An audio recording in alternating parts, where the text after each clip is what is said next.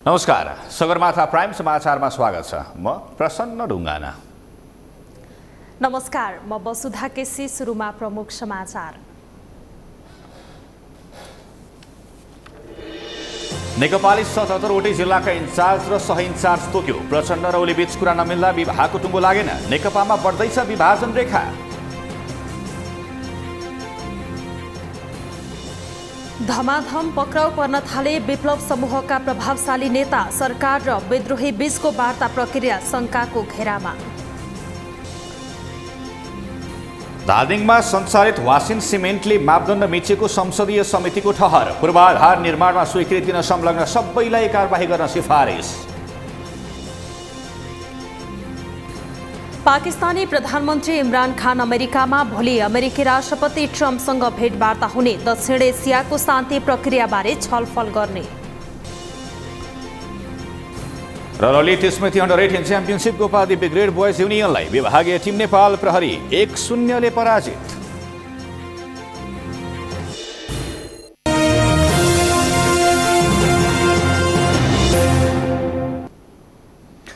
अब समाचार विस्तारमा। सत्तारूढ नेपाल कम्युनिस्ट पार्टी नेकपाले पार्टी जिल्ला कमिटी र महानगरपालिकाको इन्चार्ज र सह इन्चार्ज तोकेको छ। प्रधानमन्त्री निवास बालुवाटारमा आज बसेको सचिवालय बैठकले अध्यक्षद्वय केपी शर्मा ओली र पुष्पकमल दाहाल बीच भएको सहमति अनुसार 77वटै जिल्ला कमिटी र जिल्ला कमिटीकै मान्यता पाएका 6वटा महानगरपालिकाको पार्टी इन्चार्ज र सह इन्चार्जको टुङ्गो लगाएको हो। साबिकै पार्टी जिल्ला कमिटीका इन्चार्जहरूलाई इन्चार्जको जिम्मेवारी दिने निर्णय गरिएको पार्टी प्रवक्ता नारायण काजी श्रेष्ठले जानकारी दिनुभयो। पार्टीको विभाग आयोग प्रवास संगठन एकीकरणको काममा टुङ्गाउन मंगलबार अपराह्न 1 बजे पुनः सचिवालय बैठक बस्नेछ।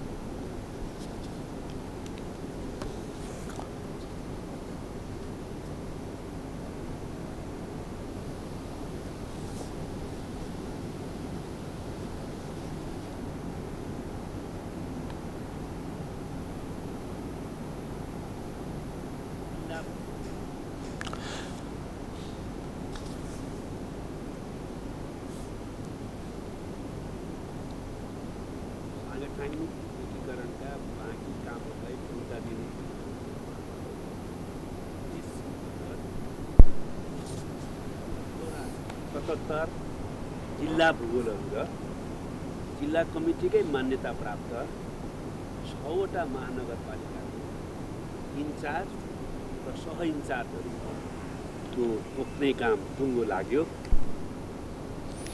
यसैबीच नेकपाका नेता वामदेव गौतमले पार्टी संगठन विभाग प्रमुखको जिम्मेवारी आफूले पाउने टुङ्गो लागेको दावी गर्नुभएको छ। सचिवालय बैठकबाट बाहिरिने क्रममा सञ्चारकर्मीहरूले राखेको जिज्ञासामा उहाँले आफू संगठन विभाग प्रमुख बन्ने पक्का भएको प्रतिक्रिया दिनुभयो। पर्सि मंगलबार बोलाइएको सचिवालय बैठकले विभाग लगायतका जिम्मेवारीबारे टुङ्गो लगाउने पनि नेता गौतमले बताउनु भएको छ। एकजना सह इन्चार्ज, कुनै ठाउँमा सह इन्चार्ज छैन, इन्चार्ज मात्रै छ। कुनै ठाउँमा बढीमा 10 जनासम्म सह इन्चार्जहरू छन्। यसो गरेर चाहिँ हामीले आवश्यकता बमोजिम त्यो सबै सकिदियो। जिल्ला इन्चार्ज 77 जिल्लामै सकियो। अनि विभागहरूको विभाग पर्सि भने त मैले सबै विभाग बाँकी छ। संगठन विभाग म हुने कुरा पक्का छ।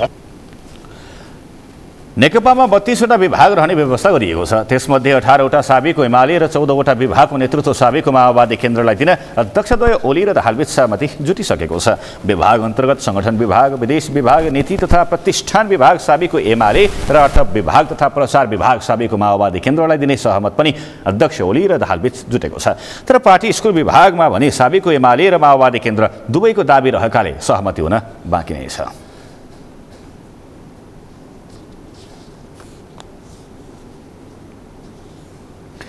नेपाल कम्युनिस्ट पार्टी नेकपाको एकता प्रक्रिया लम्बिँदै जाँदा भातृ संगठनको विवाद उत्कर्षमा पुगेको छ। एकता भएको 2 महिना नपुग्दै विद्यार्थी संगठनमा बहिष्कार, अवज्ञा तथा समानान्तर गतिविधिसम्म हुन थालेको छ। श्रीकृष्ण सुवेदीको रिपोर्ट। नेपाल कम्युनिस्ट पार्टी नेकपाको एकता प्रक्रिया लम्बिएसँगै विवाद बढ्दै गएको छ। खास गरी जिम्मेवारी व्यवस्थापन नमिल्दा भातृ संगठनभित्रको विवादले उग्र रूप लिएको छ। यसको असर नेकपा नेतृत्वमा समेत देखिन थालेको छ। तत्कालीन नेकपा एमालेको विद्यार्थी संगठन अखिल नेपाल राष्ट्रिय स्वतन्त्र विद्यार्थी युनियन अनेरा सोभिउ र माओवादी केन्द्रको अखिल क्रान्तिकारी बीच एकीकरण भएको 2 महिनामै विवाद सतहमै आएपछि बाँकी जनवर्गीय संगठनको एकता थप अन्योलग्रस्त बनेको छ। गत जेठ 3 गते नेकपाले अनेरा सोभिउका महासचिव ऐन महरलाई संयोजक र क्रान्तिकारीका अध्यक्ष रञ्जित तामाङलाई सहसंयोजकको जिम्मेवारी दिएको थियो। तर एकतापछि संयोजक महरले राखेको पहिलो औपचारिक पत्रकार सम्मेलन नै सहसंयोजक तामाङदेखि क्रान्तिकारी र वरिष्ठ नेता माधव कुमार नेपाल पक्ष सबै युवा विद्यार्थी नेताले बहिष्कार गरे। एक दुईजनाको व्यवस्थापनले मात्रै यो संगठनको पूर्णता पाउँछ भन्ने जुन आशयका साथ अगाडि बढ्ने कोसिस गरिएको छ, यसले विद्यार्थी संगठन अनेरा सोभिउलाई दूरगामी असर गर्दछ र यसले अगाडि बढ्ने बाटोलाई रोक्दछ। जहाँसम्म पत्रकार सम्मेलनको कुरा आएको छ, लामो छलफल र अनेरा सोभिउका दुईटै क्रान्तिकारी अनेरा सोभिउ का पदाधिकारी बीचमै ठुलो छलफल भएर गरिएको निर्णय होइन र त्यो निर्णय नभइसकेको ठाउँमा व्यक्तिको इच्छाले गरेका कुराहरूमा सिङ्गो संगठन भागीदार बन्दैन। अनेरा सोभिउभित्रको यो विवादको प्रत्यक्ष असर नेकपाको एकता प्रक्रियामा पर्न थालेको छ। यस्तै विवादित एकताका कारण नेकपाको युवा संगठन युवा सङ्घ नेपाल पनि अस्तव्यस्त बनेको छ। पार्टी सचिवालय बैठकले युवा सङ्घको नेतृत्व तोके पनि 2 महिनासम्म एकपटक पनि बैठक बस्न सकेको छैन। यसको असर युवा सङ्घको तल्लो तहसम्मको संरचना र क्रियाकलापमा परिरहेको छ। दुईटा संगठनको लेनदेनको कुरा कति पर्सेन्टेज गर्ने भन्ने कुरा एउटा टुङ्गिनु बाँकी छ। त्यसपछि चाहिँ हामीले त्यो आधारमा विषय टुङ्गाइसकेपछि पर्सेन्टेज टुङ्गाइसकेपछि हामीले एउटा विधिमा वाइसिएलको साथीहरूले त्यो गर्नु होला, तर युवा सङ्घको साथीहरूले चाहिँ हामीले के गर्छौँ भने एउटा विधि तय गर्छौँ, विधिमा हालेर हामीले चाहिँ त्यसलाई टुङ्ग्याउँछौँ। लामो समय लागेको छ, यसले निष्क्रियता पनि बढेको छ, त्यो हामीलाई अनुभूति पनि भएको छ। पार्टीको सबै ठाउँहरूमा यसले चाहिँ त्यस्तै खालको भूमिका पनि छ र अझ युवा सङ्घको हकमा वाइसिएलको हकमा त के छ भने हामीले गतिविधिहरू त सँगै पनि गरिरहेका छौँ, तर एउटै सङ्गठन बनेर नामको आधारमा तय गरेर जान सकिरहेको अवस्था थिएन। नेकपाका 22 भातृ सङ्गठन मध्ये कुनै पनि सङ्गठनको एकता प्रक्रिया टुङ्गिएको छैन। पार्टी नेतृत्वले संयोजक र सहसंयोजक तोकिदिए पनि बाँकी एकता अन्योलमा परेको छ। कनिष्ठलाई संयोजक बनाइएको र वरिष्ठलाई सहसंयोजक बनाइएको भन्दै अधिकांश भातृ सङ्गठनमा मापदण्डको विवाद चर्किँदै गएको छ, जसका कारण बाँकी एकता प्रक्रिया झन पेचिलो बन्दै गएको छ। सगरमाथा टेलिभिजनका लागि क्यामेरा पर्सन सुरेन्द्र राउत र सङ्गम कोइरालाका साथ श्रीकृष्ण सुवेदी, काठमाडौँ। सत्तारूढ दल र प्रतिपक्षी दलका नेताहरूले एक आपसमा आरोप प्रत्यारोप लगाएका छन्। आज आयोजित एक साक्षात्कार कार्यक्रममा सत्तारूढ दल नेकपाका स्थायी समिति सदस्य टोपबहादुर रायमाझीले नेपालको संसदीय इतिहासमै अहिलेको जस्तो कमजोर प्रतिपक्ष कहिले नभएको टिप्पणी गर्नुभयो। उहाँले सत्ता पक्षले मुद्दा उठाएपछि मात्र प्रतिपक्षले त्यही मुद्दालाई पछ्याएको आरोप लगाउनुभयो। उहाँले विरोधको नाममा विरोध गरेर नहुने भन्दै सरकारले बिस्तारै काम गर्दै अघि बढेको धारणा पनि राख्नुभयो। सहमतिको आधारमा हामीले अहिले नियुक्ति गर्छौँ। यो हाम्रो बाध्यात्मक स्थिति हो, पार्टी एकताको विशिष्ट स्थिति हो। अब त्यसपछि हामीले विचार विधिमा लान्छौँ। कुन विचार कुन कार्यदिशा अनुसार यो पार्टी चल्छ, कुन दर्शन कुन मान्यता अनुसार यो पार्टी चल्छ, नेकपा चल्छ र कुन विधि अनुसार चल्छ भन्ने कुरामा हामीले विधान त क्लियर गरिसकेका छौँ। साक्षात्कारमा काङ्ग्रेसका केन्द्रीय सदस्य मिन विश्वकर्माले साउन 8 गतेको संसद बैठक चल्ने वा नचल्ने भन्ने कुरा सभामुख कृष्णबहादुर महराको भूमिकामा निर्भर भन्ने बताउनुभयो। विश्वकर्माले संसद बैठक स्थगन गर्नु दुर्भाग्यपूर्ण भएको टिप्पणी पनि गर्नुभयो। सरकारका गलत कामका बारेमा काङ्ग्रेसले सडक र सदन दुवै ठाउँबाट सङ्घर्ष गर्ने उहाँले चेतावनी दिनुभयो। सभामुखमा निर्भर गर्छ। सभामुखले यसलाई प्रतिनिधि सभा नियमलाई अगाडि राखेर कार्यव्यवस्था परामर्शमा छलफल गर्नुभयो भने र निष्कर्ष निकालियो भने संसद नचल्ने भन्ने कुरै छैन।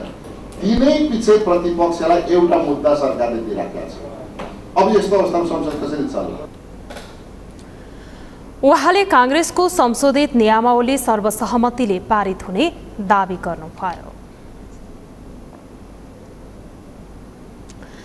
भूमिगत राजनीति गरिरहेको नेत्र विक्रम चन्द नेतृत्वको नेकपासँग अनौपचारिक वार्ता सुरु भएकै बेला सरकारले विप्लव नेतृत्वको प्रभावशाली नेता पक्राउ गरेपछि वार्ताको औचित्यमाथि नै प्रश्न उठ्न थालेको छ। सरकारले वार्ता मार्फत समस्याको समाधान गर्ने भनिरहेका बेला शनिबार मध्यरातमा नै विप्लव नेतृत्वको नेकपाका प्रभावशाली नेतालाई गिरफ्तार गरेसँगै सरकारको नियतमाथि प्रश्न उठेको हो। अमृतराज काफ्लेको रिपोर्ट। शनिबार मध्यराती प्रहरीले नेत्र विक्रम चन्द विप्लव नेतृत्वको नेकपाका उपत्यका इन्चार्जको जिम्मेवारी पाएका माइला लामालाई पक्राउ गर्यो। लामा तिनै व्यक्ति हुन् जो सत्तारूढ नेकपाका वरिष्ठ नेताहरूसँग सम्पर्कमा थिए। खास गरी वार्ताको वातावरण बनाउन सत्तारूढ नेकपाका वरिष्ठ नेताहरूसँग निरन्तर सम्पर्कमा रहेका भनिने लामालाई नेकपा नेतृत्वकै सरकारले पक्राउ गरेको हो। सरकारले औपचारिक रूपमा वार्ताको आह्वान नगरे पनि अनौपचारिक रूपमा भूमिगत राजनीति गरिरहेको विप्लव नेतृत्वको नेकपासँग छलफल सुरु गरेको खबरले अघिल्लो साता राजनीति तातेको थियो। सरकारले 1 वर्ष अघि गठन गरेको वार्ता टोलीका संयोजक समेत रहेका नेकपा सांसद सोमप्रसाद पाण्डेले देशका विभिन्न स्थानमा पुगेर विप्लव नेतृत्वको नेकपाका नेताहरूसँग अनौपचारिक छलफल गरेको बताएका थिए। अनौपचारिक रूपमा वार्ता गरेका भनिएका पाण्डेले सरकार जिम्मेवार भएर वार्ता मार्फत समस्याको समाधान गर्ने बाटोमा लागेको दावी गरेका थिए। सुरुमा चाहिँ पनि हामीले अलिकति सकारात्मकै पाएका थियौँ। बीचमा एकछिन चाहिँ त्यति धेरै सम्पर्क हुन सकेन। पछिल्लो कालमा उहाँहरूसँग पनि हामीले गरेका थियौँ, तर उहाँहरू सम्पर्कमा आउँदाखेरि अब अलि सकारात्मक बनेको हो कि भन्ने पनि लाग्छ। तर अब यसको विषयमा धेरै छलफल पनि भइसकेको अवस्था छैन र वार्ताको टेबलमा बस्ने खालको वातावरण बनिसकेका पनि छैन। सरकार चाहिँ तयार छ, सरकारले ढोका खोलेको छ। सरकारले चाहिँ ढोका खोलेकै कारणले 2075 त्यो भदौ 8 गतेको राजनीतिक वातावरण गठन गरेको पनि हो, यसकै निम्ति हो। त्यस कारण चाहिँ सरकार अहिले पनि हामीले चाहिँ पाएको अनुभूति अथवा सरकारले व्यक्त गरेका कतिपय कुराहरू अब वार्ताको निम्ति हामीले चाहिँ अब जसरी पनि टुङ्गो लगाउनु गरेर जानुपर्छ र वार्ताको विकल्प छैन भन्ने कुरामा हामी एकदम विश्वस्त छौँ। तर सरकारका प्रवक्ता समेत रहेका सञ्चार तथा सूचना प्रविधि मन्त्री गोकुल बास्कोटाले भने वार्ता गर्न सरकार तयार रहेको बताए पनि वार्ता केका लागि भन्ने स्पष्ट हुनुपर्ने बताएका छन्। उनले विप्लव नेतृत्वको नेकपालाई शान्तिपूर्ण राजनीतिमा ल्याउन सरकार तयार रहेको त बताएका छन्, तर युद्ध र तत्कालीन माओवादीसँग पटक पटक भएको वार्ता शक्ति सञ्चयका रूपमा मात्रै प्रयोग भएको भन्दै अहिले समेत त्यस्तै आशंका व्यक्त गरेका छन्। वार्ता गर्यो अनि बढाउन पर्दैन, यो सक्यो, शक्ति सञ्चय गर्यो। यो छक्का पन्जा गर्ने हिसाबले चाहिँ हुँदैन। हाम्रो भनाइ त्यही हो, सरकारको भनाइ त्यही हो। वार्ताको लागि हामी ठाउँ दिन्छौँ, हामी छलफल गर्न तयार छौँ, तर वार्ता केका लागि गर्नुपर्ने? पक्राउ परेका मान्छे छोडेर अनि फेरि बन्दुक भिर्नका लागि चाहिँ हुँदैन। शान्तिपूर्ण राजनीतिक प्रक्रियामा अवतरण हुने प्रतिबद्धता प्राप्त हुँदा, सुनिश्चितता हुँदा सधैँ हामीले वेलकम गर्ने विषय हुन्छ यो।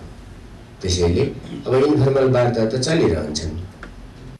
विप्लव नेतृत्वको नेकपालाई शान्तिपूर्ण राजनीतिमा ल्याउन सरकार अग्रसर भएको भनिएको बेला विप्लव समूहले पार्टीमाथि लगाएको प्रतिबन्ध हटाउनु पर्ने माग गरेको जनाइएको छ। उसले जेलमा रहेका नेता कार्यकर्तालाई रिहा गर्न समेत माग गरेको छ।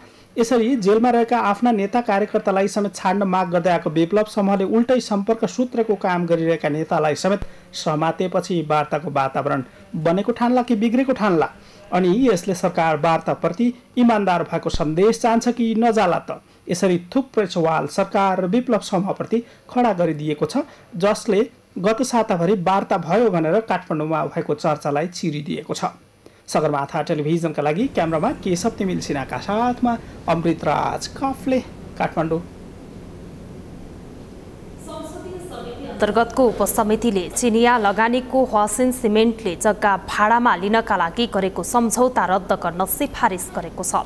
संघीय संसदको सार्वजनिक लेखा समिति अन्तर्गतको उपसमितिले आज समितिको बैठकमा पेश गरेको स्थलगत अध्ययन प्रतिवेदनमा सो उद्योगका लागि धादिङमा 50 वर्षका लागि जग्गा भाडामा लिन गरिएको सम्झौता रद्द गरी त्यसमा संलग्न पदाधिकारीहरूलाई तत्काल कारबाही गर्न सिफारिस गरेको हो। उपसमितिका संयोजक लेखराज भट्टले लगानी बोर्ड ऐन र स्थानीय शासन सञ्चालन ऐन विपरीत हुने गरी सो कम्पनीलाई 50 वर्षका लागि जग्गा भाडामा दिने स्थानीय तहसँगको सम्झौता रद्द गरी त्यसमा संलग्न पदाधिकारीहरूलाई कारबाही गर्न सरकारलाई निर्देशन दिन समितिलाई सिफारिस गरिएको बताउनुभयो। भट्ट नेतृत्वको उपसमितिले स्थलगत रूपमै गएर अध्ययन गरी तयार पारेको प्रतिवेदनमा सो कम्पनीले पूर्वाधार निर्माणका लागि बनाउन लागेको रोड समेत वैधानिक नरहेको निष्कर्ष निकाल्दै त्यसमा संलग्न लगानीकर्ता ठेकेदार कम्पनीलाई पनि कानुन बमोजिम कारबाही गर्न माग गरेको छ।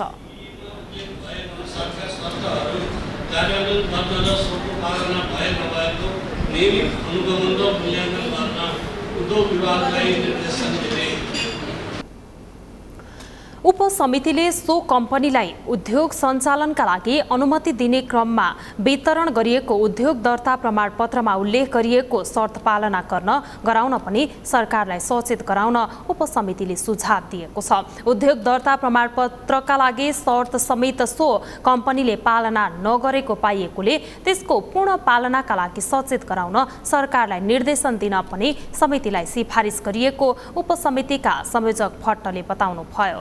धादिङ र मकवानपुर जिल्लाको सीमा क्षेत्र स्थित पानी खर्कमा सो उद्योग स्थापना भइरहेको छ। 14 अर्ब लगानीमा बन्न लागेको सो उद्योगले प्रारम्भिक वातावरणीय परीक्षणको शर्त समेत पालना नगरेको उपसमितिले तयार पारेको प्रतिवेदनमा उल्लेख गरिएको छ।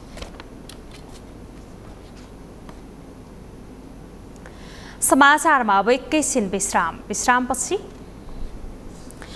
3 वर्षभित्र मोनोरेल सञ्चालनमा ल्याउने काठमाडौँ महानगरपालिकाको महत्त्वकांक्षी योजना सार्वजनिक आवश्यक बजेट विनियोजन गरिसकेको दाबी। यात्रु बोक्ने 2 पाङ्ग्रे सवारी साधनलाई पनि सार्वजनिक यातायातको व्यवहार गर्ने सरकारको तयारी। कालो नम्बर प्लेट अव्यावहारिक हुने सेवा प्रदायकको भनाई। र मनलाग्दी पार्किङ गर्ने सवारी साधन नियन्त्रणमा ट्राफिक प्रहरीको सक्रियता बढ्दो। हटेरी गर्ने सवारी साधनको चक्कामा तालसा।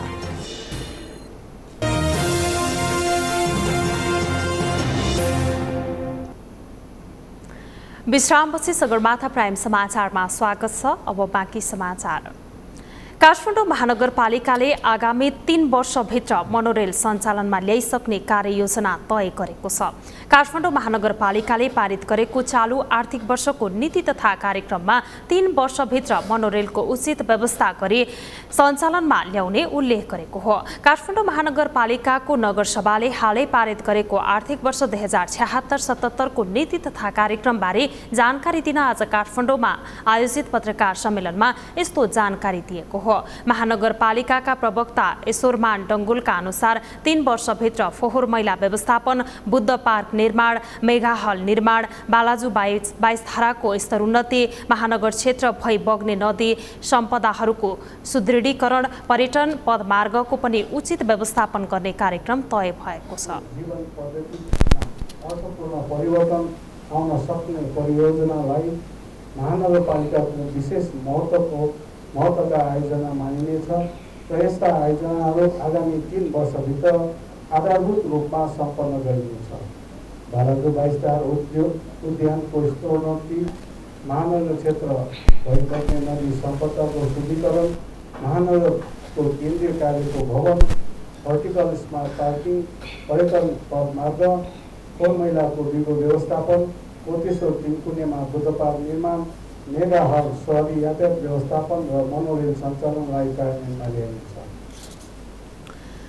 त्यसैगरी काठमाडौँ महानगरपालिकाले पर्यटन क्षेत्रको विकासका लागि विश्व सम्पदा सूचीमा रहेका हनुमान ढोका दरबार क्षेत्र, स्वयम्भू, बौद्ध र पशुपति क्षेत्रलाई पर्यटकीय हबको रूपमा विकास गर्न विशेष कार्यको थालनी समेत गर्ने भएको छ। प्राविधिक तथा व्यावसायिक शिक्षाको विस्तारका लागि आगामी 2 वर्षभित्र प्राविधिक विद्यालय सञ्चालन गर्ने योजना पनि नीति तथा कार्यक्रममा समावेश गरिएका छन्।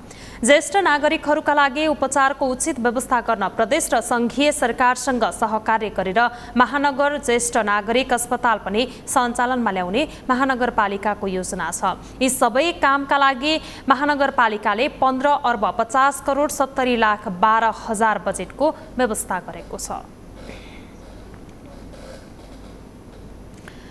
यातायात व्यवस्था विभागले निश्चित भाडा उठाएर यात्रु बोक्ने र यात्रु बोक्ने 2 पाङ्ग्रे सवारी साधनलाई कालो नम्बर प्लेट वितरण गर्न प्रस्ताव गरेको छ।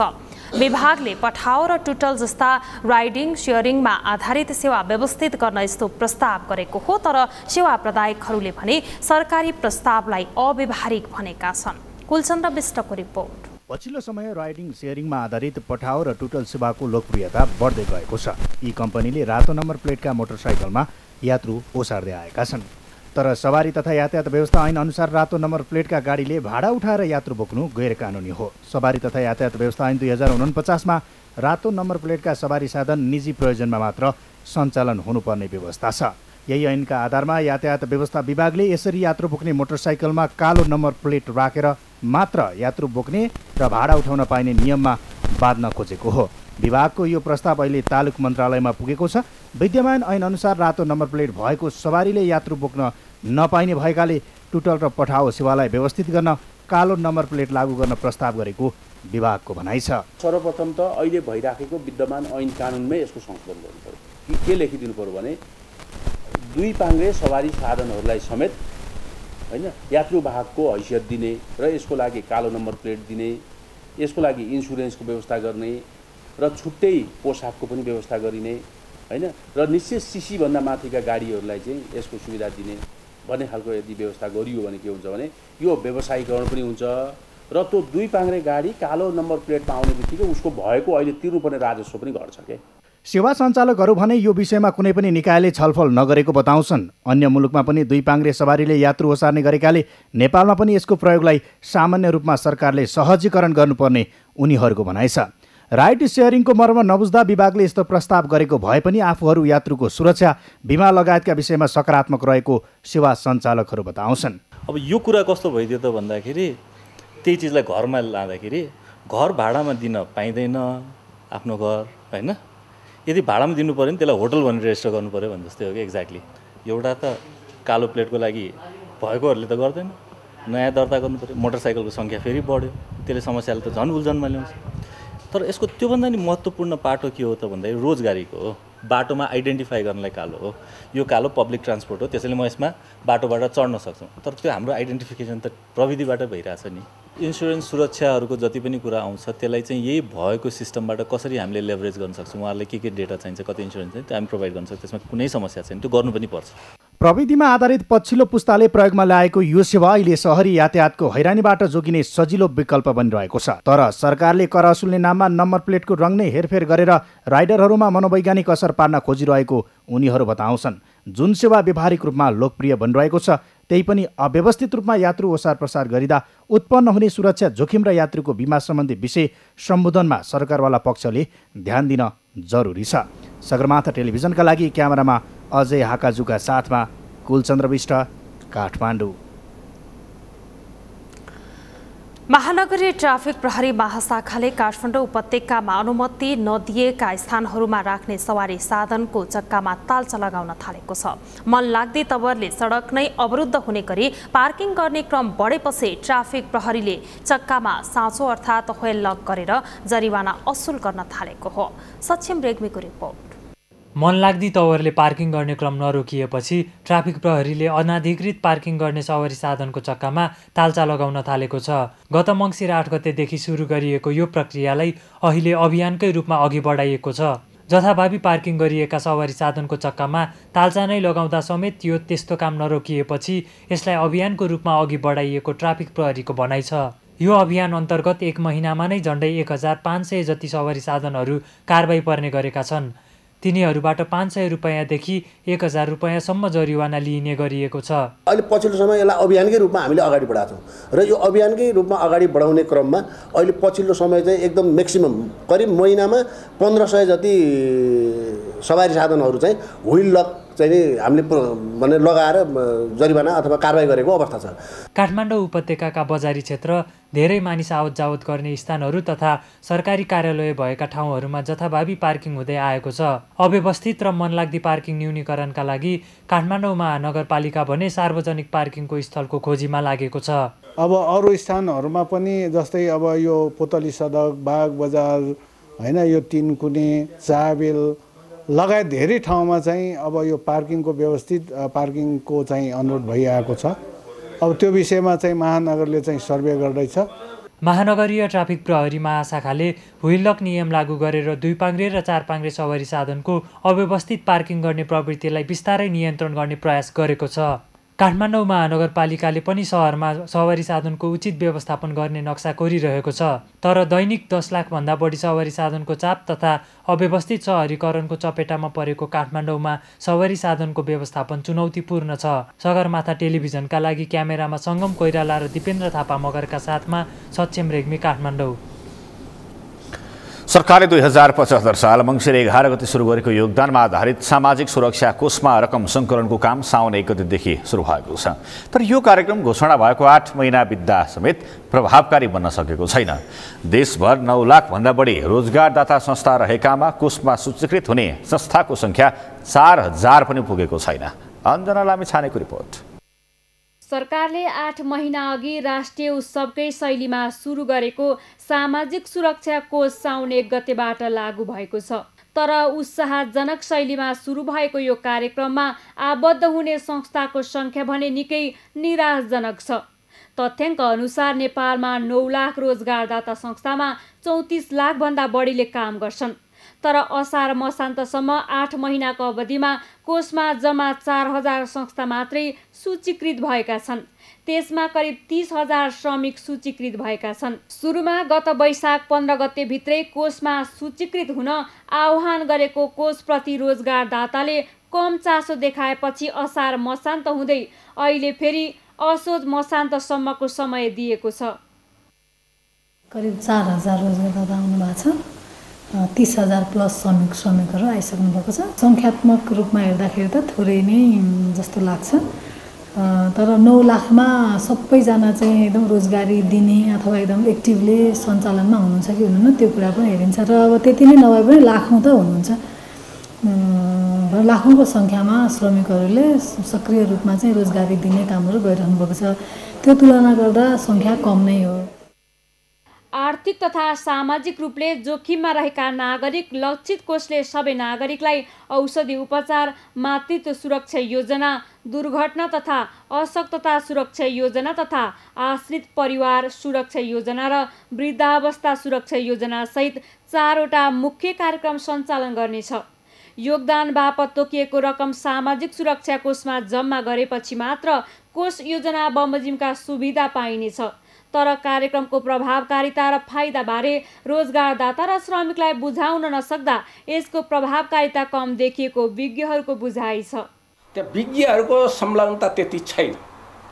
त्यसले गर्दा पनि कर्मचारीहरूबाट सञ्चालन भएको कोष र श्रम सचिव चाहिँ पदेन अध्यक्ष हुन्छ।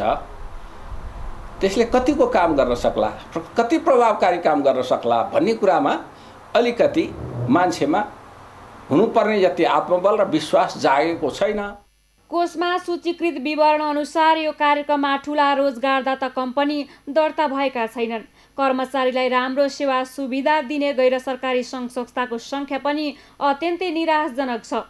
कोषमा आबद्ध भएपछि श्रमिकलाई सुविधा पुग्ने तर रोजगारदातालाई आर्थिक भार बन्ने भएकाले कोषमा आउन नचाहनेको सङ्ख्या बढेको जानकारहरूको बुझाइ छ। सगरमाथा टेलिभिजनका लागि क्यामेरामा उत्सव अग्लेका साथ अञ्जना लामिछाने, काठमाडौँ। यसै सन्दर्भमा सगरमाथा जनबोलीमा आज हामीले सर्वसाधारणलाई सोधेका थियौँ सामाजिक सुरक्षा कार्यक्रम किन प्रभावकारी बन्न नसकेको होला भनेर। हेरौँ सर्वसाधारणको भनाइ उनीहरूकै शैलीमा।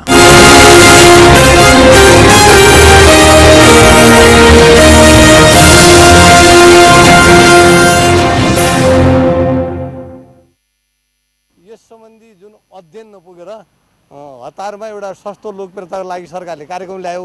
जुनसुकै विषयमा पनि त्यसको त्यो लागू गर्दा के हुन्छ भन्ने सम्बन्धमा पूर्व तयारी सबै एक्सर्साइज मेकानिजमहरू तयार नगरेर तुरुन्त हतारमा एउटा सस्तो लोकप्रियताको लागि कार्यक्रम ल्यायो। त्यसैले गर्दाखेरि जे कुरा पनि विफल हुने कारण नेपालमा त्यही हो। मेन कुरो भनेको कानुन पक्ष चाहिँ दलबिलो हुनु पर्यो। जबसम्म कानुन पक्ष दलबिलो हुन सक्दैन तबसम्म भाषणमा मात्रै सीमित रहने अवस्था हुन सक्ने अवस्था रहन सक्छ। त्यो जति जुन उद्देश्यका साथ ल्याएको थियो त्योभन्दा बढी ड्रामा हुन थाल्यो, कृत्रिम कुराहरू बढी हुन थाल्यो। और यसको राम्रा पक्षहरू सबै चाहिँ लुप्त भयो क्या।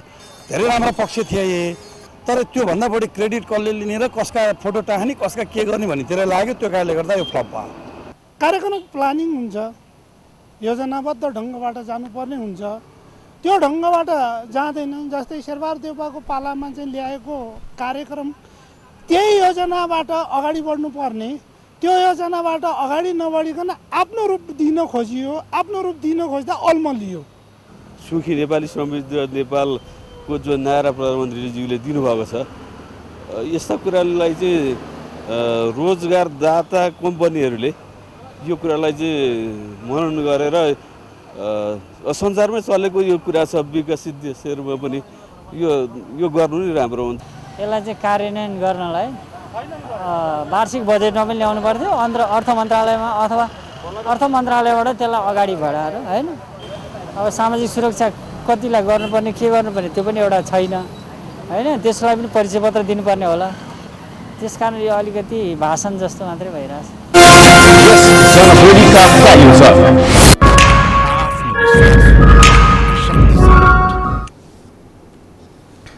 भूमाफियाले देशैभरि सार्वजनिक तथा गुठीको जग्गा अपचलन गरिरहेको समाचार आइरहेका बेला काठमाडौँको पचली भैरव गुठीको जग्गा अतिक्रमण गरी विद्यालय बनाएको विषय विवादमा आएको छ।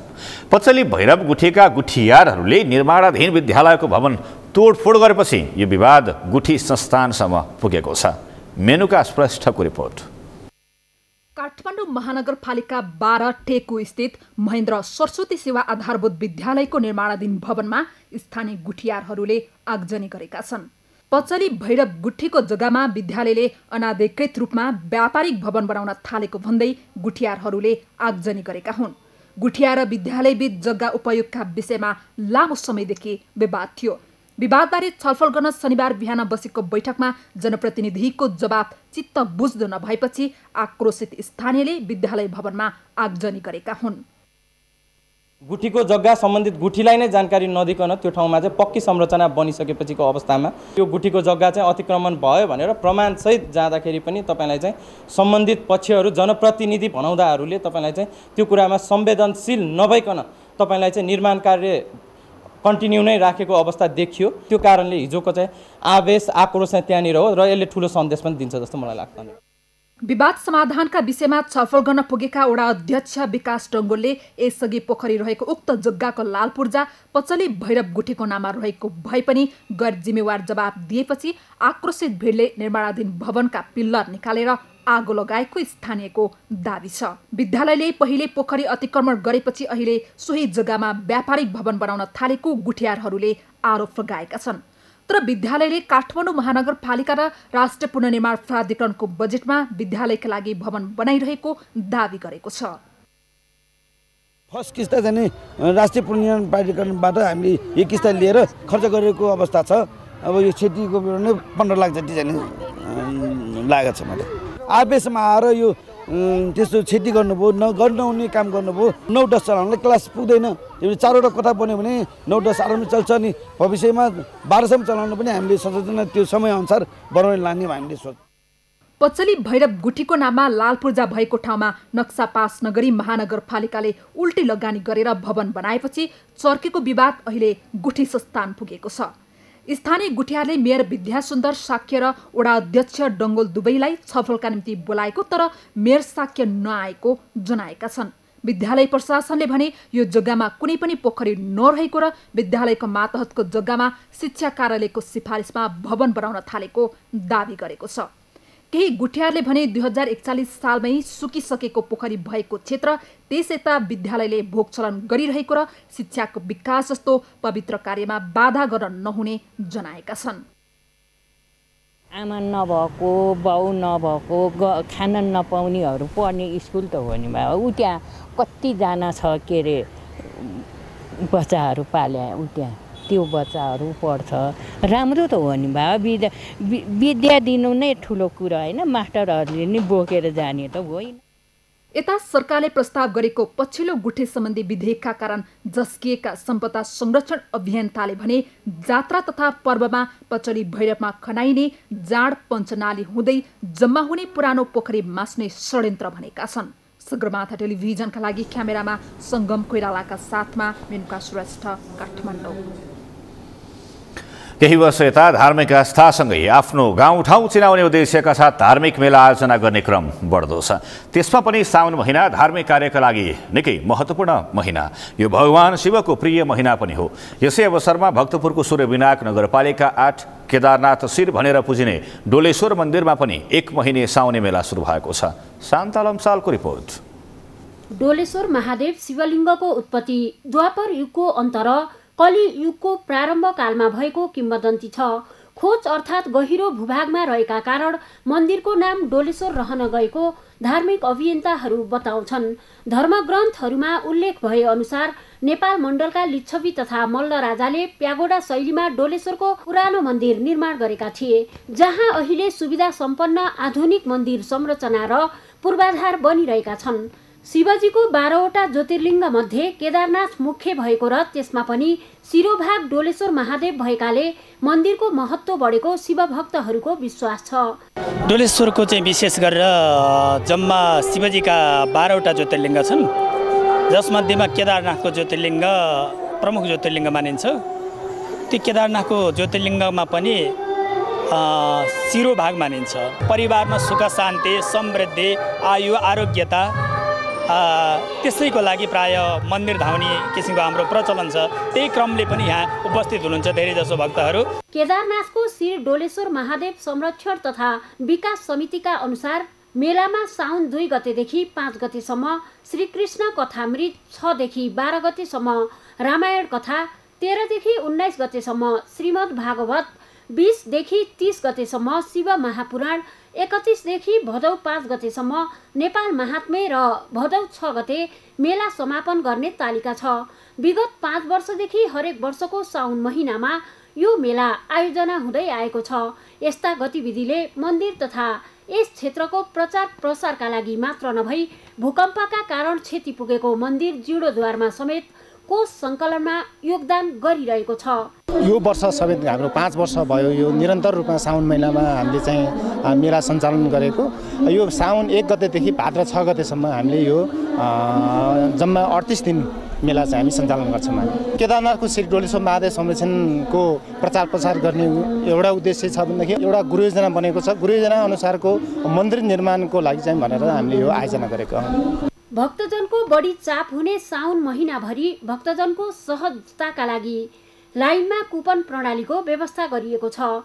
मेला अवधिभर स्वास्थ्य शिविर, निशुल्क खानेपानी, ट्राफिक तथा अतिरिक्त सार्वजनिक यातायात सञ्चालनको व्यवस्था मिलाइएको समितिको दाबी छ। यो वर्षको साउन मेलामा समितिले 20 लाख भन्दा बढी भक्तजन आउने अपेक्षा गरेको छ।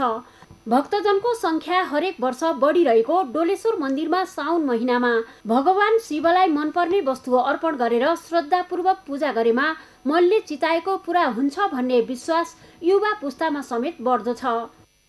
हामी जानी नजानेको पाप हाम्रो तर्छ। हामीले बुझे सुने अनुसार यो 4 धाम गएर भयो भने यहाँ मन्दिर आएपछि पुण्य प्राप्त हुन्छ भने हामीले सुनेका छौँ। शुद्ध आत्माले चाहेको कुरो श्री महादेव भगवानले केदारनाथ डोलेश्वर महादेवले चाहिँ पुरा गरिदिनुहुन्छ भन्ने हाम्रो अपेक्षाले हाम्रो आस्थाको भगवान महादेवको पूजा गरिन्छ। यो मन्दिरमा वर्षको 3 पटक अर्थात् अक्षय तृतीयका दिन, शिवरात्रि र केदारनाथको शिर घोषणाको दिन भदौ 6 गते भक्तजन आफैले मन्दिरभित्र शिवलिङ्ग छोएर पूजा र दर्शन गर्न पाउँछन्। यस कारण पनि यो मन्दिरको महिमा बढिरहेको छ। सगरमाथा टेलिभिजनका लागि क्यामेरामा आर्यन खड्काका साथ शान्ता लम्साल, काठमाडौँ। सगरमाथा समाचारमा फेरि एकैछिन विश्रामपछि पाकिस्तानी प्रधानमन्त्री इमरान खान अमेरिकामा भोलि अमेरिकी राष्ट्रपति ट्रम्पसँग भेटवार्ता हुने, दक्षिण एसियाको शान्ति प्रक्रियाबारे छलफल गर्ने र ललित स्मृति अन्डर 18 च्याम्पियनसिपको उपाधि ब्रिगेड बोइज युनियनलाई विभागीय टिम नेपाल प्रहरी 1-0 गोल अन्तरले पराजित।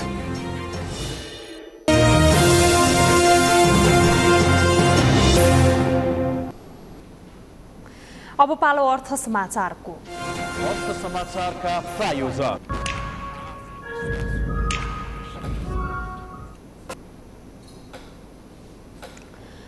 सरकारले साउन 1 गतेदेखि लागू गरेको करको विरोध गर्दै 12 र सप्तरीका व्यापारी सडकमा उत्रिएका छन्।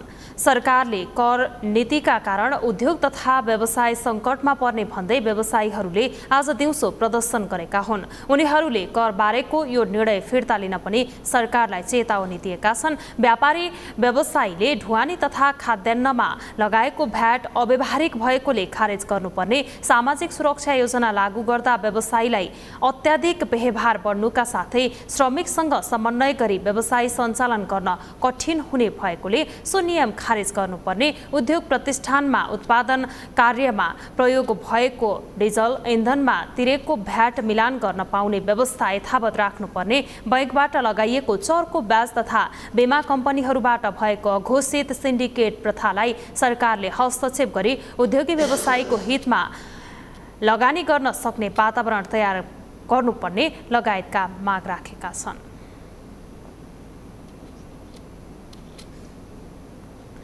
अब पालो खेल समाचारको।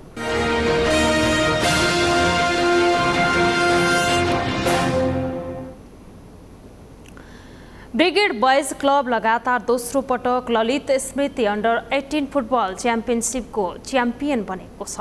चौथो संस्करणमा च्याम्पियन बन्ने क्रममा ब्रिगेडले विभागीय नेपाल पुलिस क्लबलाई पराजित गर्दै उपाधि जितेको हो।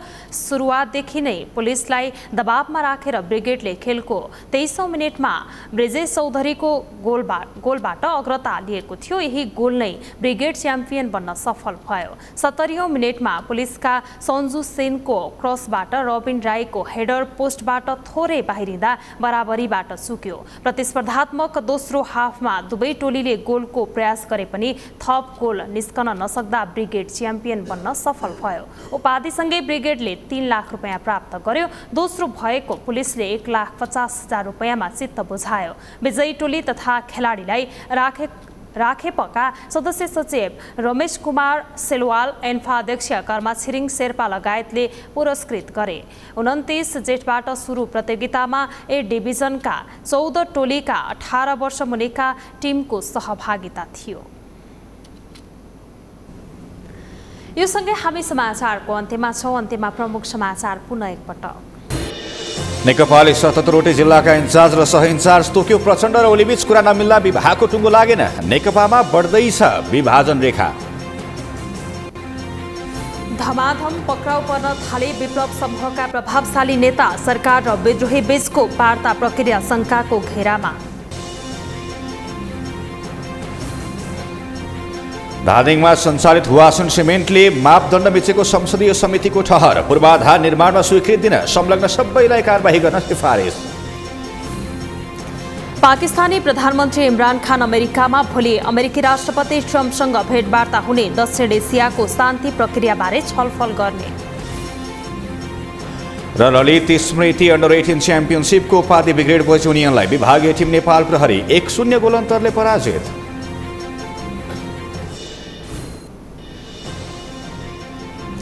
हौस् त सगरमाथा प्राइम समाचार अहिलेलाई सकियो। तपाईँ समाचार बुलेटिनका साथै सगरमाथा टेलिभिजनका सम्पूर्ण कार्यक्रम www.sagarmatha.tv मा प्रत्यक्ष पढ्न र हेर्न सक्नुहुनेछ।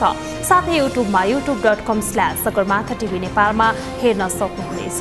मोबाइलमा प्ले स्टोर तथा एप स्टोरमा गई सगरमाथा टिभी एप डाउनलोड गरेर पनि हामीलाई प्रत्यक्ष हेर्न सक्नुहुनेछ।